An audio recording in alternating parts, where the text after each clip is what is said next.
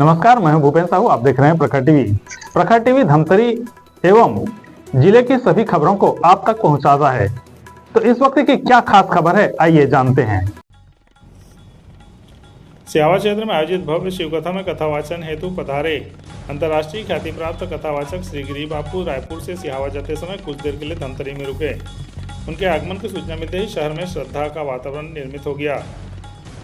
सर्वप्रथम गिरी बापू PD company पे पहुंचे, जहां पर विपिन भाई पटेल ने उनका स्वागत किया।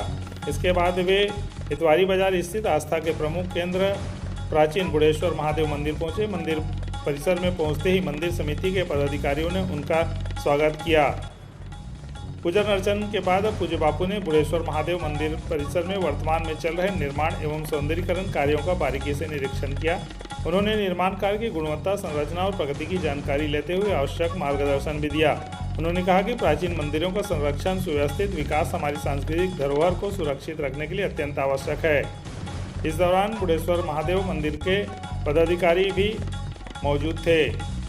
गिरी बापू मीडिया से रूबरू हुए। उन्होंने भगवान शिव के जीवन दर्शन पर प्रकाश डालते हुए कहा कि शिव तत्व मानव जीवन को सरल, संयमित और सकारात्मक बनाता है।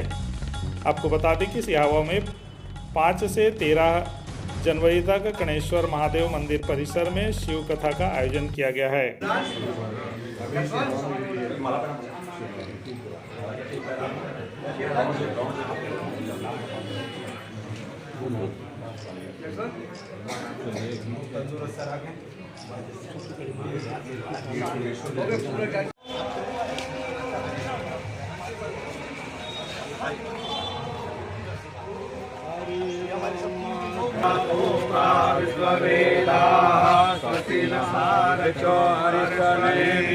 स्वस्ति नो बृहस्पतिर्दधातु बृहदस्वामारुता शुभं यावानो विदते सुजगमयः हम लोग सब आपके दास हैं। आपने कहा है शिव को पकड़ लो और हमने पकड़ लिया। भद्रं वसेमाक्षभिर्जास्तिरैरङ्गैर्वागुं ससनो देवहितं यदायु शतमिन्नु शरदो अन्तिदेवा यथा न सकला जरसन्तनूलम्।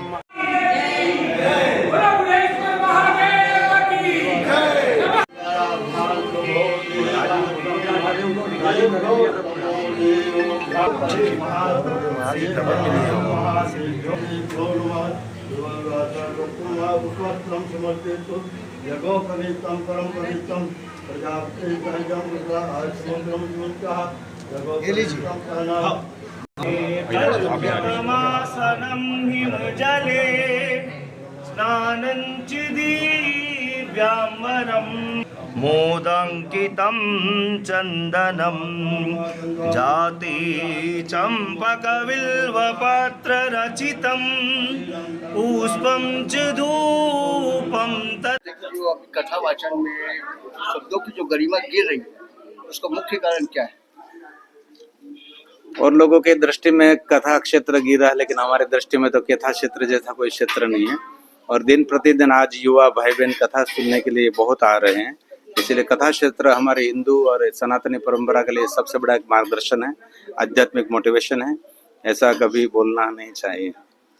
धर्मांतरण को लेकर के छत्तीसगढ़ सहित तो प्रदेश के विभिन्न क्षेत्रों में धर्मांतरण काफी ज्यादा मात्रा में हो रहे हैं, काफी ज्यादा संख्या में हो रहे हैं।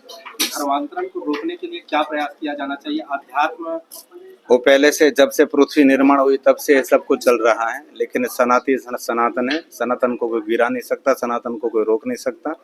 धर्मांतरण एक मनुष्य जाति का एक पार्ट तो है ही, लेकिन ये चिंता का विषय है। लेकिन जो धर्म अनुसरण करते वो धर्मांतर कभी नहीं कर सकते, इसीलिए कोई चिंता का विषय नहीं। जो कुछ हो रहा है भगवान सब ठीक करेंगे, और पहले से सब चल रहा है और तो अभी सनातन है।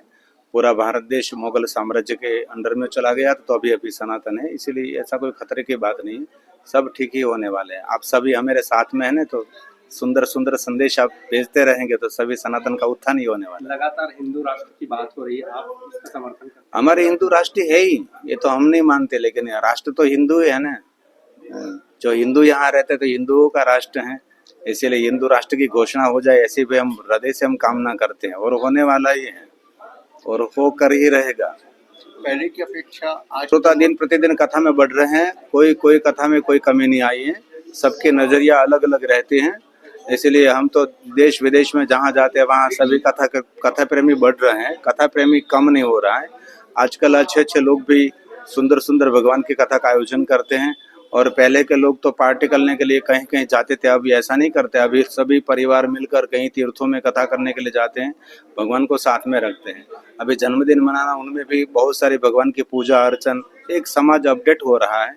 हमारा प्रयास निष्फल नहीं हो रहा है, लेकिन सभी की दृष्टि अलग अलग होती है। पिछले कुछ सालों में नशा बड़ी सामाजिक बुराई बनकर के उभरी है, तो इस सामाजिक बुराई से कैसे निपटा जा सकता है? बस कथा सत्संग से, और हर माता पिता सावधान रहे, अपने बच्चों बेटी को अपने संभाल लीजिए। बस ऐसा तो नहीं पड़ रहा है, आजकल मोटिवेशन बहुत हो रहा है, आजकल के बच्चे सब कुछ समझते हैं, लेकिन सभी प्रांतों का अलग अलग एक नजरिया रहता है। लेकिन ऐसा तो बहुत हम नहीं देखते, क्योंकि हमारे परिचय में ऐसे लोग तो नहीं आते।